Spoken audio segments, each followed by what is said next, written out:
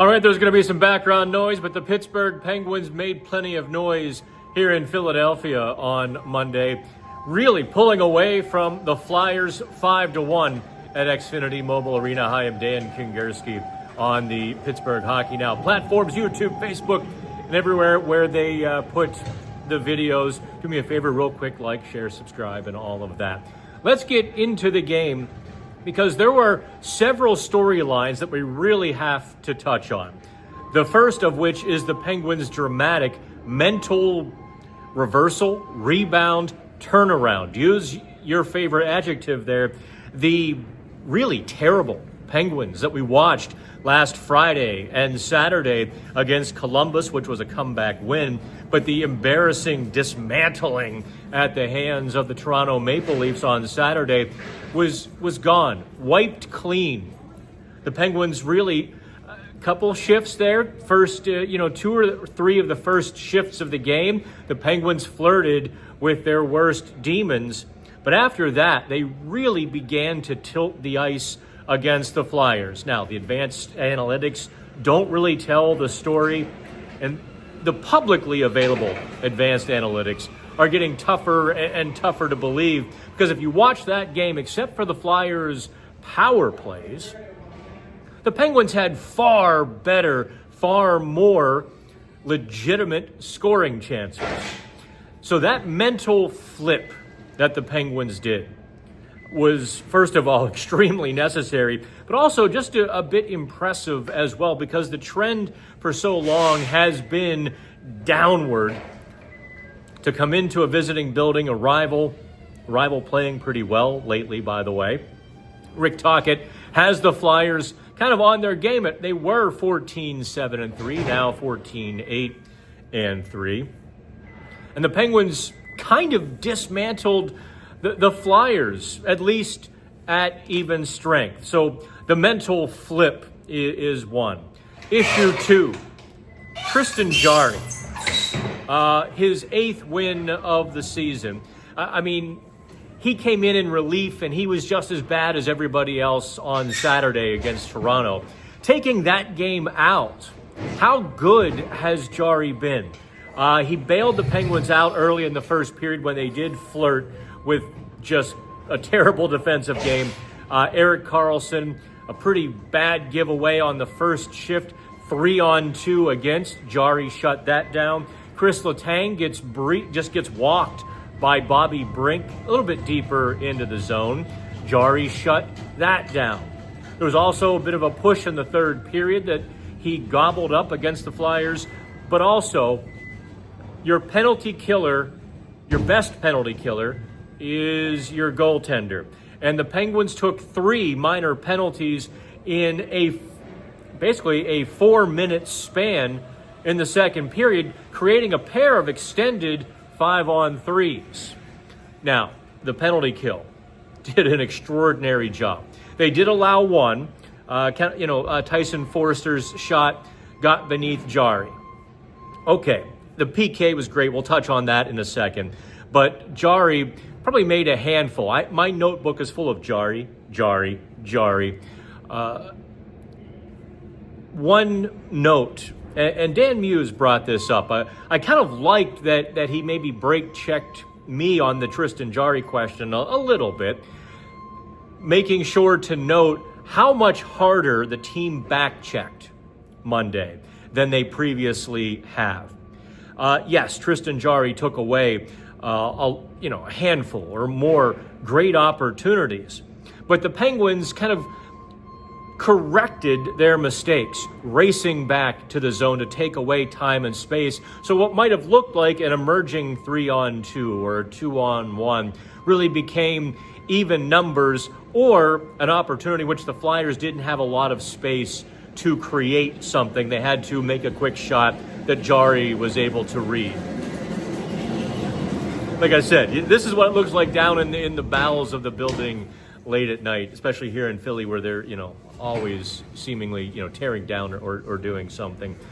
So let's talk a little bit about the PK and what they did. Now, I know the power play scored on 3 of 4 opportunities, and obviously goal scoring will get a lot of attention. But tonight I want to focus on the PK, because just how good it was. The Flyers' power play is not terrible. It's not like they were facing the 32nd man advantage in the league.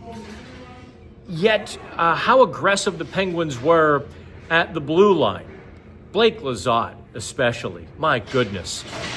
He was a Tasmanian devil on the PK, just here and there. If that puck was loose by a couple of inches, he was on it and clearing.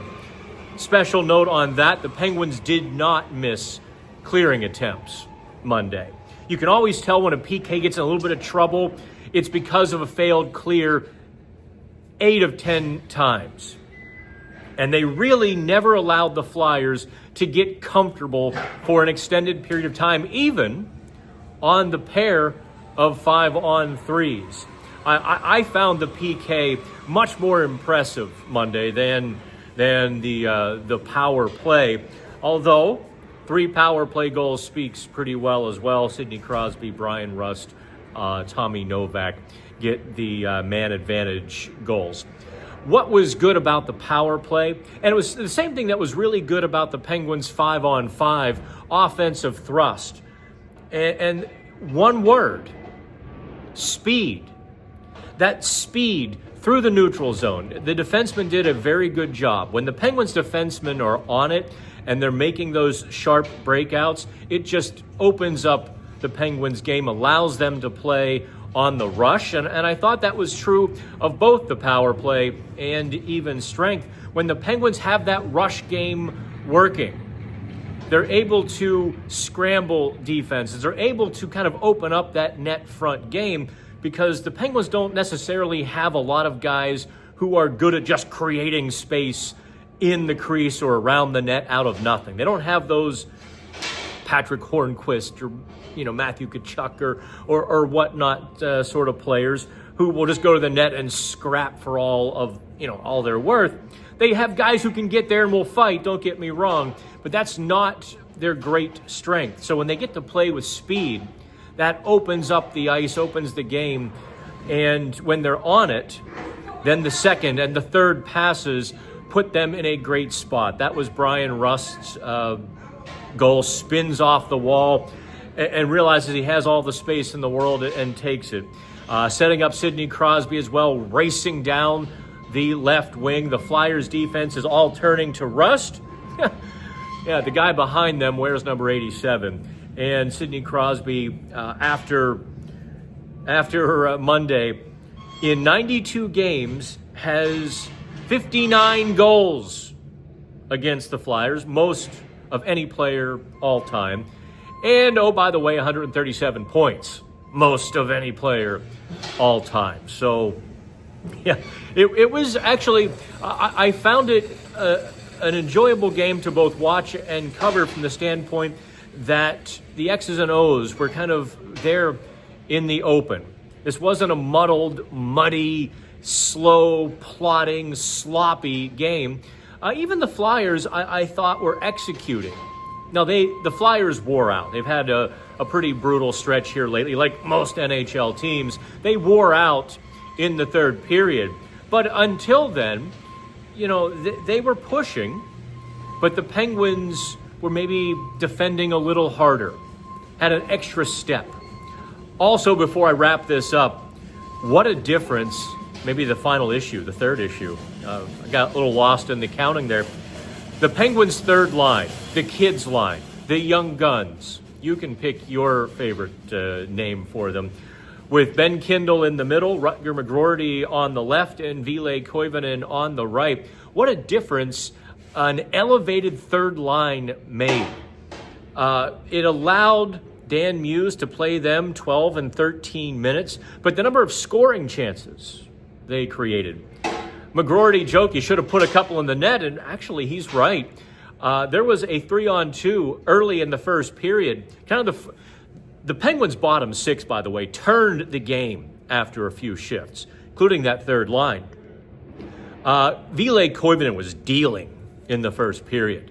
That was easily his best. First time I've given him an A all season. I mean, he's had a couple scoring chances, but he's not had a good and complete game, I think, until Monday. Whether it was just time or whether it was playing with a pair of other rookies and they just sort of bonded, we'll have to ask him down in Tampa. Or maybe Shelley will ask on Wednesday when they practice back in Cranberry. But the point being, Kindle steps back, watches the play, snaps it to McGroarty in perfect scoring position. McGroarty just didn't quite get the right shot off there. And Koivunen set up Ben Kindle near the net and in the slot a couple of times with great grade A chances. When you've got your third line defending well, but also creating as they did, it just changes the entire complexion of the team. Sidney Crosby now has 18 goals this season, leads the NHL on pace for a 59-goal season. I mean, I'm not going to lie, I wouldn't mind covering a 60-goal scorer and the awards voting that might result from that. Although I guess I'd have to cut some of my summer work short and cover an awards banquet in Toronto if that happens, or Vegas, or wherever the heck it is. Well, actually, maybe if it's in Vegas, I wouldn't mind. You get what I'm saying. The Penguins just shed the garbage that was Friday and Saturday and looked like their very best selves again. The winds of change really cleansed the Penguins' room as McGroarty. And Boko Imama hits the post in the third period. That close to his second career goal. So that's it from Philadelphia.